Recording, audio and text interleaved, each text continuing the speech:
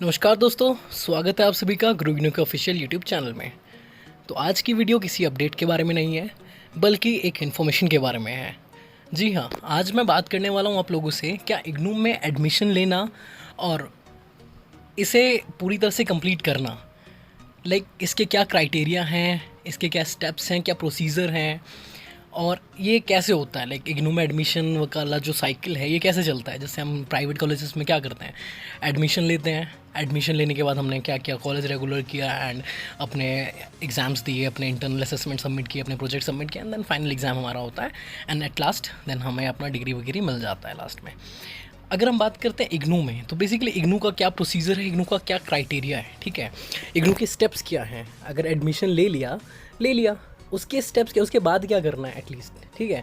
बहुत सारे ऐसे लोग हैं जो नहीं जानते कि उन्हें बेसिकली एडमिशन लेने के बाद क्या करना होता है। उन्हें लगता है कि हाँ चलो ओपन से एडमिशन ले लिया, अब तो कट जाएगी भाई, अब तो निकल गई, अब तो हमारा लाइफ हो गया, अब हम जॉब करेंगे अपना मस्त, इधर हमारी पढ़ाई होती रहेगी, अपना डिग्री मिलती रहेगी। तो ये एक मिथ बन गई है लोग के अंदर, बहुत ज़्यादा मैंने देखी है कि हाँ भाई अब तो ले लिया ओपन से एडमिशन, अब जो होगा हो जाएगा, बहुत आसान है, निकल जाएगा। लेकिन अक्सर में ऐसा होता नहीं है, ठीक है। असल में बिल्कुल दूर दूर से इसका कोई लेना देना नहीं है। तो बेसिकली आज की वीडियो मैं बता रहा हूँ एक प्रॉपर आपको एक पूरा का पूरा मैंने पूरा बनाया हुआ है, पूरा एक फाइल बनाई हुई है, पूरा एक पावर पॉइंट में पीपीटी तैयार की हुई है और जिसमें मैंने आपको ये पूरा मैं डिटेल वाइज समझा दूंगा कि बेसिकली एडमिशन तो हमारा फर्स्ट स्टेप है, उसके बाद second, third, fourth, fifth steps क्या हैं बेसिकली एडमिशन लेने के बाद। तो चलिए बिना किसी देरी के वीडियो को शुरू करते हैं। और जैसा कि मैं हमेशा कहता हूँ, वीडियो पसंद आए तो लाइक करिए, चैनल को सब्सक्राइब करिए और बेल आइकन को प्रेस करिए ताकि नोटिफिकेशन मिलती रहे। तो चलिए वीडियो को शुरू करते हैं। तो जैसे कि आप यहाँ पे देख सकते हैं, ये पूरी की पूरी एक मैंने साइकिल बनाई हुई है बेसिकली। तो इस साइकिल में सबसे पहले आप देख सकते हैं यहाँ पे इग्नू है, उसके बाद यहाँ पे एडमिशन की तरफ ये मैंने एरो डाला हुआ है, एडमिशन के बाद असाइनमेंट की तरफ, असाइनमेंट के बाद एग्ज़ाम फॉर्म की तरफ, एग्ज़ाम फॉर्म के बाद री रजिस्ट्रेशन की तरफ। तो बेसिकली ये एक साइकिल है जो कि पूरा का पूरा आपको डिफाइन कर देता है कि भैया एडमिशन लेने के बाद आगे क्या करना है, ठीक है। तो अब मैं इसे स्क्रॉल डाउन करता हूँ, जो फाइल मैंने आपके लिए तैयार की है। तो बेसिकली इग्नू एक ओपन नेशनल यूनिवर्सिटी है, सेंट्रल यूनिवर्सिटी भी कह सकते हैं आप उसे, नेशनल ओपन यूनिवर्सिटी भी कह सकते हैं। और इग्नू की जो फुल फॉर्म है वो आप सभी को पता है, Indira Gandhi national open university. पूरी स्टोरीज़ अब मैं यहाँ पे आपको कवर नहीं करूँगा कि बेमतलब मैं आपको बताऊँ कि बेसिकली क्या है, क्यों है, ये सब नहीं बताऊँगा। पॉइंट्स की बात करते हैं, ठीक है, फैक्ट्स की बात करते हैं। तो बेसिकली इग्नू बैचलर्स डिग्री भी कराता है, मास्टर डिग्री भी कराता है, सर्टिफिकेट कोर्सेज भी कराता है, डिप्लोमास भी कराता है, ठीक है। अब हम यहाँ पे बात करते हैं बैचलर्स डिग्री में बेसिकली क्या क्या मेन कोर्सेज हैं। सारे की मैं बात नहीं करूँगा क्योंकि इन बस बहुत सारे कोर्सेज हैं। तो यहाँ पे मैं बेसिकली BAG यानी कि हमारा bachelor of arts, BCom, BSc, BCA, BCom bachelor of commerce, bachelor of science and bachelor of computer applications, ठीक है। ये हमारी बैचलर्स डिग्री की प्रोग्राम है जो कि इग्नू कराती है, मेनली कराती है, बहुत सारे लोग यही करते हैं। और मास्टर डिग्री में इनके पास MCA है, MBA है, MCom है और भी पोस्ट ग्रेजुएट डिप्लोमा कोर्सेज भी अवेलेबल हैं यहाँ पे, ठीक है। अब मैं बात करता हूँ कि इग्नू की मैं जो भी चीज़ें थी वो मैंने आपको यहाँ पे बता दी। अब हम बात करते हैं इसके बाद के स्टेप के बारे में। तो इसके बाद के स्टेप्स क्या हैं, इसके बाद का स्टेप है हमारा असाइनमेंट। जब हम इग्नू में एडमिशन लेते हैं उसके बाद हमारा सेकंड स्टेप होता है असाइनमेंट्स। असाइनमेंट पे इग्नू का बहुत फोकस है, बहुत ज़्यादा। आप इसे मजाक में ले सकते हैं, आप इसे हल्के में ले सकते हैं, ये कह के टाल नहीं सकते कि भाई कॉलेज का असाइनमेंट है, छोड़ना यार, नहीं करना भैया, गलती से भी ये गलती मत करना, ठीक है। तो बेसिकली यहाँ पे आप देखिए पहले पॉइंट में यहाँ पे क्लियरली मेंशन है, the submission of assignment is compulsory, the marks that you get in your assignment will be counted in your final result. Clearly कहा गया है जो सबमिशन है असाइनमेंट का कंपलसरी है, देना ही है, और जो मार्क्स हैं आपके, जो असाइनमेंट में आपको मार्क मिलेंगे वो आपके फाइनल रिजल्ट में काउंटेड किए जाएंगे, यानी कि कैलकुलेट किए जाएंगे, उन्हें ऐड अप किया जाएगा। Assignment of a course carry 30% weightage while 70% weightage is given to the term end examination. जो असाइनमेंट है हमारा वो 30% वेटेज रखता है, ठीक है, और बाकी का जो 70% वेटेज है वो टर्म एंड एग्जामिनेशन का है, ठीक है। सेकंड पॉइंट यहाँ पे क्लियरली कहा गया, you have to complete the assignment within the due date specified in the assignment booklet. जो इग्नू की असाइनमेंट बुकलेट है जहाँ पे उसके असाइनमेंट सारे अपडेटेड होते हैं, वहाँ पे क्लियरली है कि वहाँ पे आपको असाइनमेंट कंप्लीट करना है ड्यू डेट से पहले पहले। You will not allowed to be appear for term end examination. मैं इसी की बात कर रहा हूँ, मतलब असाइनमेंट इतना ज़रूरी है कि अगर आपने उसे नहीं किया तो आप टर्म एंड एग्जामिनेशन में अपेयर नहीं कर सकते हैं, चाहे कोई भी कोर्स है आपका, कोई भी, अगर आपने टाइम पर सबमिट नहीं किया तो। ये असाइनमेंट का एक बहुत ज़रूरी फंडा है इग्नू में, एडमिशन लेने के जस्ट बाद, क्योंकि हमारा सेकंड स्टेप ही असाइनमेंट होता है, ठीक है। एडमिशन लिया, पढ़ाई चालू करी, असाइनमेंट बनाया, ठीक है। तो असाइनमेंट बहुत ज़रूरी है। अब मैं बात करता हूँ थर्ड स्टेप की। थर्ड स्टेप बेसिकली क्या है? तो थर्ड स्टेप बेसिकली है एग्ज़ाम फॉर्म आपका। आपने असाइनमेंट बनाया, आपने असाइनमेंट जमा किया, ठीक है। तो अब आपको यहाँ पे क्या करना है? एग्ज़ाम फॉर्म भरना है, जैसे हम बेसिकली हर यूनिवर्सिटीज़ में भरते हैं, AKTU में भरते हैं, CCS में भरते हैं, DU में भरते हैं, हर जगह भरते हैं। तो इग्नू में भी हम अपना एग्ज़ाम फॉर्म भरते हैं, ठीक है। तो एग्ज़ाम फॉर्म जो यहाँ पे आप देख सकते हैं, the last date of submission for examination form after due date with late fee as under. तो जो जून टर्म एंड एग्जामिनेशन है उसके लिए 1 मार्च से 30 अप्रैल के बीच में कोई लेट फीस नहीं होगी, और 1 मई से 10 मई के बीच में अगर आप भरते हैं तो ये 1000 रुपये आपकी लेट फीस है। ये जो आप देख सकते हैं स्क्रीन पे, जो यहाँ पे डेटा है, ये बेसिकली बुकलेट से उठाया गया है, और इसमें अभी कोविड-19 की वजह से बहुत ज़्यादा चेंजेस हो चुके हैं, जिसकी डेट अभी 15 जुलाई तक एक्सटेंडेड कर दी गई है, ठीक है। और अगर आपका दिसंबर टर्म एंड एग्जामिनेशन है तो उसके लिए आपका 1 सितंबर से 31 अक्टूबर और 1 नवंबर से 10 नवंबर, जहाँ पे आपका 1000 रुपये लेट फीस आपको लगेगी। और सबमिशन ऑफ एग्जाम फॉर्म कहाँ होना है? तो वो वेबसाइट यहाँ पे क्लियरली मेंशन है, ignou.ac.in। और अभी जो करंट सिचुएशन है, करंट सिनेरियो जो अभी चल रहा है कोविड-19 की वजह से, तो सभी डेट्स में थोड़े थोड़े चेंजेस किए गए हैं, ताकि स्टूडेंट्स को कोई प्रॉब्लम ना हो इन्हें फेस करने में, अपने एग्ज़ाम फॉर्म को भरने में। तो बेसिकली ये जो डेटा है ये एक्चुअल डेटा है। जब ये सारी प्रॉब्लम ख़त्म हो जाएगी, ये पेंडेमिक ओवर हो जाएगा, तो यही आपका एक्चुअल डेट रहेगी आगे के लिए, ठीक है। और यहाँ पे क्लियरली लिखा गया है, the examination form received after due date और without late fee wherever applicable shall be rejected, ठीक है। यहाँ पे क्लियरली मेंशन है, अगर हम ड्यू डेट के बाद लेते हैं या लेट फीस जो भी हम जमा कर रहे हैं, अगर वो भी नहीं हो पाता हमारा, तो यहाँ पे आपका वो फॉर्म पूरा का पूरा रिजेक्ट कर दिया जाएगा। अब हम बात करते हैं चौथे स्टेप की। तो बेसिकली इग्नू में एडमिशन लेने के बाद फोर्थ स्टेप क्या होता है? हमने एडमिशन लिया, पढ़ाई चालू करी, असाइनमेंट जमा किया, असाइनमेंट जमा करने के बाद एग्जाम फॉर्म भरा। अब बात करते हैं री रजिस्ट्रेशन की। तो री रजिस्ट्रेशन बेसिकली क्या है? री रजिस्ट्रेशन है हमारा एक सेमेस्टर में दूसरे सेमेस्टर में जाने के लिए री रजिस्ट्रेशन हमको कराना पड़ता है, और ये हर कॉलेज की बात है, हर यूनिवर्सिटीज़ की बात है, बट इग्नू का फंडा थोड़ा सा अलग है। तो बेसिकली बहुत सारे लोग को यहाँ पे डाउट होता है कि भैया मेरा अभी क्या है कि मैंने अभी एग्ज़ाम नहीं दिया, अभी तो जस्ट एग्ज़ाम फॉर्म भरा था, अब री रजिस्ट्रेशन भी कराना पड़ेगा। तो बहुत सारे लोगों को ये फंडा क्लियर नहीं है कि बेसिकली अभी तो मेरे एग्ज़ाम हुए नहीं, नेक्स्ट सेमेस्टर में मैं कैसे प्रमोट होऊंगा। तो इग्नू में क्लियर ये चीज़ है कि आप अगर एग्ज़ाम फॉर्म अपना आपने भर लिया, उसके बाद आपको री रजिस्ट्रेशन भी कराना है।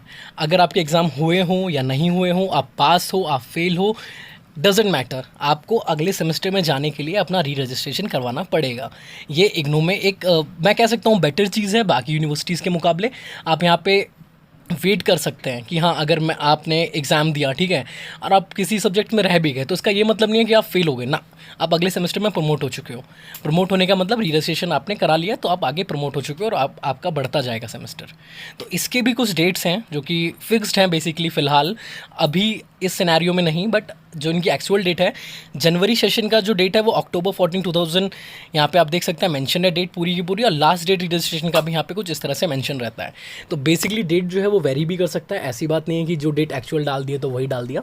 कोविड-19 की वजह से फिलहाल भी ये डेट अभी एक्सचेंज है, 15 जुलाई तक का डेट अभी दे दिया, जैसे यहाँ पे देख सकते हैं ना आप, 30 जून जुलाई सेशन में डाला हुआ है, तो अभी ये डेट 15 जुलाई हो चुका है। तो बेसिकली डेट वेरी करेगा, उसके लिए आपको टेंशन लेने वाली बात नहीं है। अपडेटेड रहना है, चैनल को सब्सक्राइब करके रखना है, सारी डिटेल आपको मिलती रहेगी।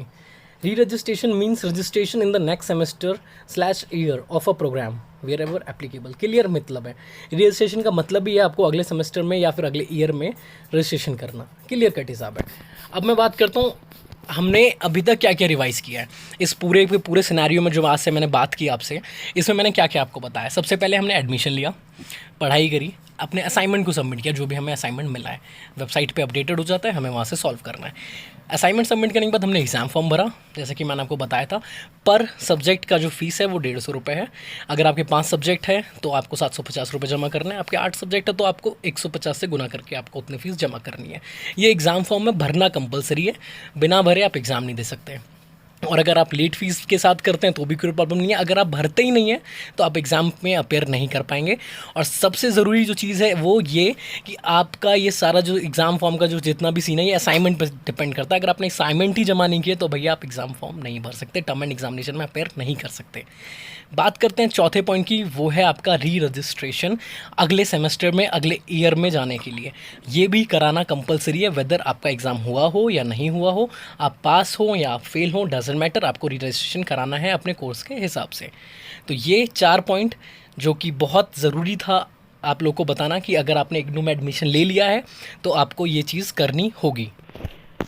तो एक और इम्पोर्टेंट फैक्ट मैं आपको यहाँ पे क्लियर कर देता हूँ उन सभी स्टूडेंट्स के लिए जो ये चीज़ें ना बहुत हल्के में लेते हैं। बेसिकली क्या होता है कभी कभी कि हमारे पास डेट्स आ जाती हैं एक्चुअल कि आपको इस डेट तक आपको सबमिट करना है। हर हर हर डेट की एक ड्यू डेट होती है, हर डेट की एक ड्यू डेट होती है। इस बात को आपको मानना पड़ेगा कि अगर मैंने बोला है कि हाँ भाई आपकी डेट आ गई है, आपको इस डेट में फॉर्म भरना है, तो जैसे कि मैंने अभी आपको बताया कि हर एग्ज़ाम के मतलब एग्ज़ाम फॉर्म भरने की डेट है, असाइनमेंट जमा करने की डेट है और उसकी एक ड्यू डेट होती है कि आपको इससे पहले पहले करना है। तो ये मेरा पर्सनल एक्सपीरियंस रहा है, मैंने बहुत लोगों को देखा है, अपने सामने देखा है बेसिकली कि वो हर चीज़ लास्ट डेट पे ही कराएंगे, हर चीज़ लास्ट डेट पे कराएंगे। मतलब अगर 30 तारीख लास्ट डेट है तो भैया वो 29 या फिर 30 तारीख की सुबह आएंगे आपके पास कि भैया मेरे को ये फॉर्म भरना है, अभी भरना है, अब मेरा रजिस्ट्रेशन भी कर दो, एग्ज़ाम फॉर्म भी भर दो। तो मैं उनसे ये चीज़ कहना चाहता हूँ कि भाई प्रॉपर टाइम पे आप ये चीज़ें कर लीजिए, ये नहीं कि आप लास्ट डेट पे करें। क्योंकि इसका मैं आपको बताता हूँ प्रॉब्लम क्या होती है, प्रॉब्लम कहाँ आती है। हम लोग कहते हैं कि भाई हम ओपन यूनिवर्सिटी से कर रहे हैं और हम जब फीस भरते हैं तो हम कहते हैं यार इतनी फ़ीस क्यों भर रहे हैं हम लोग यार। अगर कोई बीए का बच्चा है उसको 2800-2900 रुपये भरने पड़ते हैं, कोई बीएससी का बच्चा है उसको 4,500-5,000 रुपये भरने पड़ते हैं, और अगर कोई बीसीए कर रहा है तो उसको 6,500 रुपये भरने पड़ते हैं। तो ये फैक्ट है, भरने हैं वो तो। लेकिन अगर आप इसे प्रॉपर टाइम पे करें, आप अपना एग्ज़ाम फॉर्म पहले भर लें, 5 सब्जेक्ट है, 750 रुपये आपने भर दिए, ख़त्म हो गई आपकी टेंशन। उसके बाद भी आपके पास टाइम है कि आप री रजिस्ट्रेशन की फ़ीस भरें, तो उसके लिए भी ऐसा तो नहीं है कि आपको इंस्टेंट भरना है, 1 महीने का टाइम है, आप आराम से अपना रजिस्ट्रेशन करें। वहाँ पे जो आपको फ़ीस लगेगी वो आपके हिसाब से लगेगी, वहाँ पे ऐसा नहीं लगेगा आपको कि बर्डन पड़ रहा है कि एक साथ आपको 7,000, 6,000, 5,000 रुपये भरने, ऐसा भी नहीं लगेगा। तो ये बहुत सारे लोग की प्रॉब्लम है, वो लास्ट डेट पे आते हैं, कहते हैं भैया मेरा दोनों फॉर्म भर दो। और जब दोनों फॉर्म अगर भर दिए जाते हैं तो उन्हें लगता है कि यार इतना ज़्यादा फीस कैसे दे दिया मैंने। तो ये बहुत चीज़ है, बहुत बेसिक सी चीज़ है जो आपको समझनी पड़ेगी कि जैसे ही डेट आ जाती है आप उस डेट में अपना इंस्टेंट कर लीजिए, प्रॉपर टाइम पे कर लीजिए। वेट क्यों करना है, भरना आप ही को है, आज नहीं तो कल आप ही भरोगे। तो एक्चुअल टाइम पे, प्रॉपर टाइम पे अपने फीस को जमा करें ताकि ना आपके ऊपर बर्डन आए ना ही प्रॉब्लम आए। लास्ट डेट पे फीस जमा करने का या एग्ज़ाम फॉर्म भरने का या री रजिस्ट्रेशन करने का सबसे पता है सबसे डिफरेंट पॉइंट क्या आ जाता है कि आपका सर्वर वर्क नहीं करेगा। सर्वर वर्क के चक्कर में अगर आप इमेजिन करके देखिए कि आपका फाइनल होने वाला है, आपका 5th सेमेस्टर है और आपको री रजिस्ट्रेशन करना है 6th सेमेस्टर के लिए, और इमेजिन कि आपका सर्वर नहीं चला और आप लास्ट डेट भी एक्सटेंड नहीं की गई, तो लटक गए फिर तो आप। तो आप बात समझ रहे हैं, एक्चुअल बात समझ रहे हैं कि आपको प्रॉपर टाइम पे करना है। अगर किसी वजह से आप लास्ट डेट में रह जाते हैं तो इसका सबसे ज़्यादा नुकसान भी आप ही को होगा। तो इसीलिए मैं आपसे बस यही कहूँगा कि जो भी आप करें टाइमली करें, असाइनमेंट जमा करना है टाइमली करें, एग्ज़ाम फॉर्म भरना है टाइमली भरें, री रजिस्ट्रेशन करना है टाइमली करें। हर चीज़ शॉर्टेड रहेगी तो आपको लगेगा कि हाँ मैं एक्चुअल वे में सही चीज़ कर रहा हूँ, सही यूनिवर्सिटी से कर रहा हूँ, मुझे कोई प्रॉब्लम नहीं है। और हर चीज़ अगर आप टाइमली करते रहेंगे तो कोई बर्डन आपके ऊपर नहीं आएगा। तो ये थी पूरी की पूरी वीडियो कि इग्नू में एडमिशन लेने के बाद बेसिकली क्या क्या क्राइटेरिया है। या सिर्फ हमने एडमिशन ले लिया और हम ये सोच रहे हैं पास हो जाएंगे, तो भैया गलतफहमी है, उसे दूर करो, वीडियो को पूरा देखो, समझो और वीडियो को शेयर कर दो अपने सभी दोस्तों के साथ, और चैनल को सब्सक्राइब कर लो, बेल आइकन को दबा के रखो, और कोई भी क्वेरी है तो उसके लिए कमेंट बॉक्स में कमेंट करो। और इसी के साथ एक इम्पॉर्टेंट नोटिस या नोट कह लीजिए मैं आपको यहाँ पे देना चाहता हूँ। जो नेक्स्ट वीडियो मैं आपको बताने वाला हूँ, मे बी शायद वो कल परसों या जब भी वो आएगी, तो बेसिकली उस वीडियो में मैं आपको बताने वाला हूँ कुछ फैक्ट हर कोर्स को लेके। जैसे होता है ना कि हाँ बीसीए कर रहे हैं, तो बेसिकली इग्नू से बीसीए करना ज़रूरी है या उसके क्या फ़ायदे हैं, क्या नुकसान है, प्रॉफिट है नहीं है। तो ये सारे के सारे डिटेल जितने भी है ना, ये सब मैं उन वीडियो में कवर करूँगा, और वो सभी डिफरेंट कोर्सेज़ के लिए कवर करूँगा। अगर आप बीए कर रहे हैं तो बहुत सारे लोगों का सवाल होता है कि यार डीयू से हम बीए कर लेते हैं, इग्नू से क्यों करना है। तो वो डिफरेंसेस भी मैं आपको इसमें क्लियर कर दूँगा कि डीयू से बीए करने में क्या है और इग्नू से बीए करने में क्या है। अगर बीसीए कर रहे हैं तो हम इग्नू से बीसीए कर रहे हैं या डिफरेंट यूनिवर्सिटी से बीसीए कर रहे हैं, तो देयर इज़ अ डिफरेंस।